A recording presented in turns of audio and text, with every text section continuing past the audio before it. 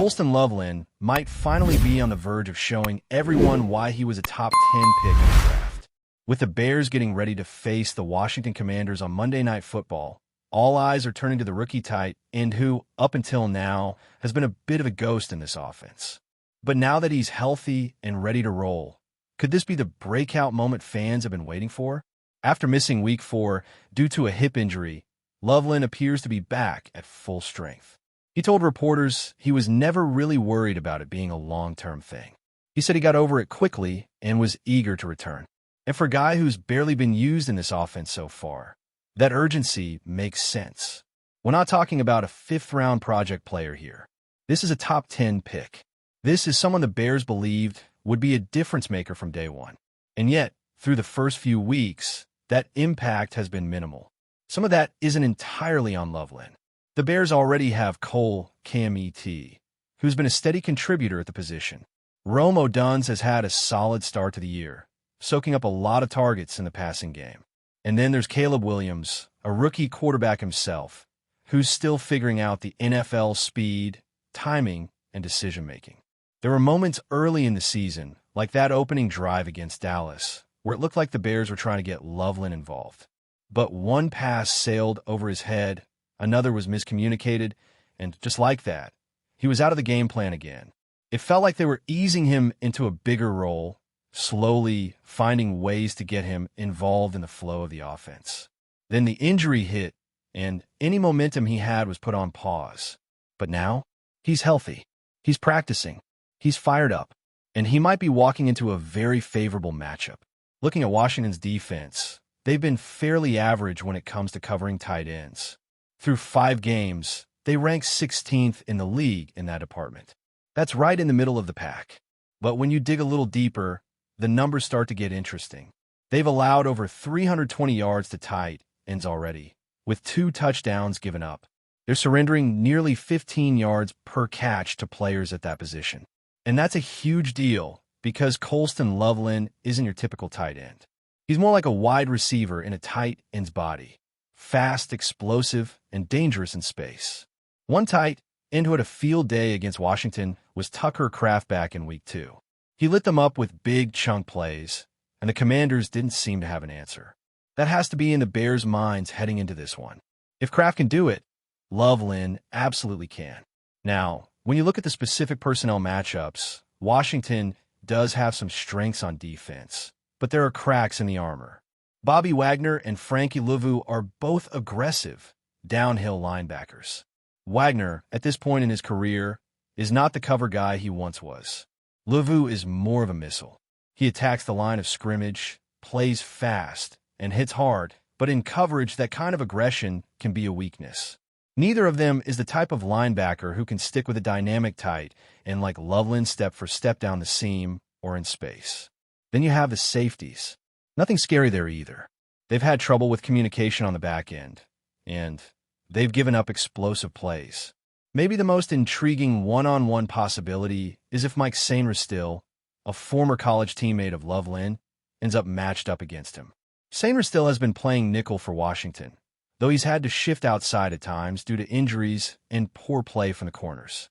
Marzon Lattimore hasn't been at his best, and the secondary as a whole has looked vulnerable.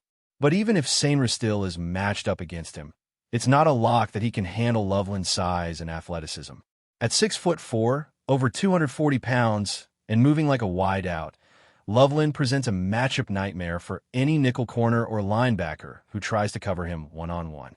This is where you hope the Bears coaching staff sees the mismatch and finds ways to exploit it early and often. Beyond just the individual matchups, there's also the broader context. The Bears' offense needs a spark. They've been inconsistent, trying to find rhythm with a rookie quarterback and a patchwork offensive line. Adding another legitimate weapon into the mix could go a long way in opening things up. And that's where Lovelin comes in. If he starts getting targeted more, especially in the red zone and on key third downs, that not only helps Caleb Williams, but also forces defenses to adjust. That opens up opportunities for guys like DJ Moore, Odunze, and even the run game. And this isn't just about one game. This is about the Bears starting to build something sustainable. You took Lovelin in the top 10 for a reason. You envisioned him as a cornerstone piece of this offense for years to come. And every year, we see tight ends across the league who take a few weeks to get going before erupting. Sometimes it's a matter of health. Sometimes it's just building chemistry with the quarterback. Sometimes the coaching staff finally wakes up and says, "Why are we not getting this guy more involved?" It feels like that moment could be arriving for Chicago. There's no more excuse now. Lovelin is healthy. The matchup favors him. The need for another weapon in the passing game is obvious. Everything is lining up for this to be the week he breaks out and announces himself to the league. And sure, it's still early. We're just 5 games into the season. No one's writing the book on Colston Lovelin's career based on what's happened so far. But this is when you want to see signs. You want to see that light bulb start to flicker. And if he goes out there and puts up 6 catches for 70 yards and a score, suddenly the narrative shifts. Suddenly, everyone's talking about what he could become, not what he hasn't been yet. From a defensive standpoint, Washington's been burned by athletic tight ends, and they haven't made many adjustments to stop it. If that continues, Lovelin has a real shot at taking over this game. The Bears should lean into it. Feed him early. Get him involved in the script. Give Caleb Williams some easy throws to build rhythm, and let Lovelin go to work after the catch. That's where he's most dangerous. And just to add fuel to the fire, let's not forget the Bears are still stinging from that ugly loss to the Commanders last year. There's a bit of payback in the air. The fans want it. The players want it. And what better way to start that process than by unleashing a weapon the Commanders haven't really seen yet? The Bears have struggled at times to finish drives, especially in the red zone. Lovelin, with his size and hands, should be a perfect solution. If he starts getting those targets near the goal line, look out. That's where tight ends really earn their money, turning field goals into touchdowns. And that's where he can start to become a trusted option for Caleb Williams, not just this week, but for the rest of the season. All the pieces are there. The talent, the opportunity, the motivation. Now, it's just a matter of execution. If the Bears decide to lean into this matchup and give Lovelin the volume, this could be the start of something special. We'll see what happens Monday night under the bright lights. But if this is the week that Colston Lovelin finally shows out, don't be surprised. Everything is pointing in that direction. While there's a lot of buzz around Colston Lovelin's potential breakout, there's another layer to this game that Bears fans need to keep an eye on, and that's the issue of penalties. It's been an ongoing problem all season long, and it's one that could absolutely derail any momentum, regardless of how well the offense is clicking. Through the first stretch of the year, the Bears have been near the bottom of the league when it comes to penalty discipline. They currently rank 28th in penalties per game and 27th in penalty yardage, averaging nearly 9 flags per contest for just under 70 yards. That's a brutal stat line for any team, but for a young squad still trying to find its identity and rhythm, it's even more damaging. Look back at Week 1 against Minnesota. The Bears came out hot, jumped out to a 7-0 lead, and then suddenly, the wheels came off. 12 penalties for over 120 yards absolutely crushed them, especially on offense. Multiple pre-snap infractions killed drives, stalled momentum, and left points on the board. That was a game they could have taken control of early, but instead, they let Minnesota hang around and eventually pull away. It was a theme that repeated itself over the next few weeks. 8 flags in Week 2, 6 more in Week 3, and another 8 in Week 4. And while some of those were the kind of unavoidable calls you live with, a holding call to prevent a sack, a pass interference that saved a touchdown, far too many of them were completely self-inflicted. It's the procedural stuff, the pre-snap issues, the false starts, illegal formations, delays of game, things that should be cleaned up in practice and don't require talent to fix, just focus and discipline. And that's the kind of stuff that drives coaches and fans alike absolutely insane. Because those are the mistakes that tell you a team isn't locked in. And when it keeps happening week after week, it becomes more than just a fluke. It becomes a trend. And that's what the Bears have to snap out of. Unfortunately, the league didn't do them any favors this week. The officiating crew assigned to this Monday Night Football game is the most flag-happy crew in the entire NFL. That's right, the crew led by Alex Moore, in his first season as a lead referee, has already thrown more flags than anyone else in the league through 5 weeks. 117 total penalties, with 95 being accepted and 22 declined or offset. That's 13 more flags than the next closest crew.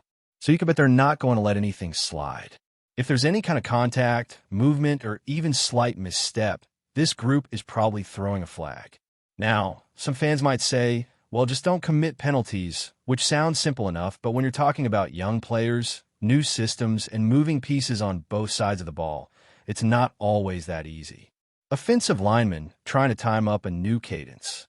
Receivers adjusting to motion-based schemes. Defenders trying to play aggressively and getting caught with hand-checking. These are growing pains, and while they are part of the process, they can't be the excuse forever. At some point, the team has to clean it up. With this particular crew, it's not just about avoiding the obvious penalties. It's about playing clean football from start to finish. Fundamentals have to be sharp. Blocking technique has to be clean. Pre-snap alignment needs to be double-checked. Because this crew has made it clear, they're going to call the ticky-tack stuff. They're not the type to let the players play. They've already proven that. So if you give them a reason to throw the flag, they absolutely will. This is especially important in a game that figures to be tight. Washington is not a powerhouse, but they're physical and they can grind out possessions. If you're putting yourself in 2nd and long and 3rd and 12 situations because of penalties, it becomes nearly impossible to build a consistent offensive rhythm. And for a rookie quarterback like Caleb Williams, those situations can be brutal. He's still adjusting to NFL defenses, still learning how to process information quickly. If you constantly put him in obvious passing downs because of undisciplined play, it's a recipe for mistakes, sacks, turnovers, forced throws. It's a chain reaction that starts with a simple penalty and snowballs into drive-killing sequences.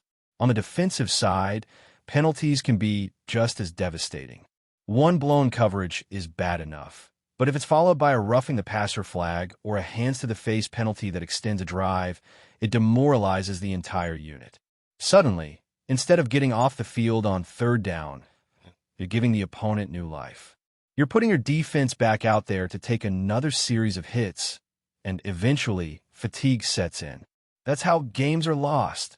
Not by talent gaps, but by mental mistakes that pile up. Before we continue, don't forget to subscribe to our channel and give this video a like. Your support helps us keep bringing you the latest updates on our Chicago Bears. And don't be shy. Drop your thoughts on the news in the comments below. In what could be the NFL's most shocking move of the offseason, whispers around the league suggest that Christian McCaffrey has chosen the Chicago Bears as his next destination, and the football world is already buzzing. Sources close to the running back indicate that McCaffrey, long admired for his versatility and game-changing speed, sees Chicago as the perfect place to redefine the ground game. While nothing has been officially confirmed, insiders claim that the Bears' front office has been in intense negotiations, and the excitement in the Windy City is palpable. If true, the implications are enormous. McCaffrey is not just any running back. He is a dual-threat weapon capable of turning any play into a highlight. Analysts speculate that his arrival could revolutionize the Bears' rushing attack, providing quarterback Justin Fields with a perfect complementary dynamic. Imagine a backfield where McCaffrey's agility and vision force defenses to rethink their entire strategy, opening lanes for big plays and keeping opposing linebackers guessing on every snap. For a team that has struggled to establish a consistent run game in recent years, McCaffrey's rumored signing could signal a dramatic shift in philosophy. Fans are already imagining a lineup where the Bears dominate the line of scrimmage, with McCaffrey slicing through defenders while Fields capitalizes on the attention he draws. Social media chatter is reaching a fever pitch, with hashtags trending about a new era in Chicago football. Some skeptics warn that injuries have plagued the star in the past, but true believers insist that McCaffrey's work ethic and resilience make him the ideal cornerstone for the franchise's long-term ambitions. League insiders hint that this move is about more than just on-field performance. McCaffrey's presence could energize ticket sales, boost merchandising, and create a media frenzy reminiscent of NFL headlines from decades past. Even rival teams are reportedly recalculating their off-season strategies, knowing that the Bears may have suddenly vaulted into contender territory. While official confirmation is still pending, The rumor alone has sparked endless debate among pundits, fans, and analysts alike. One thing is clear.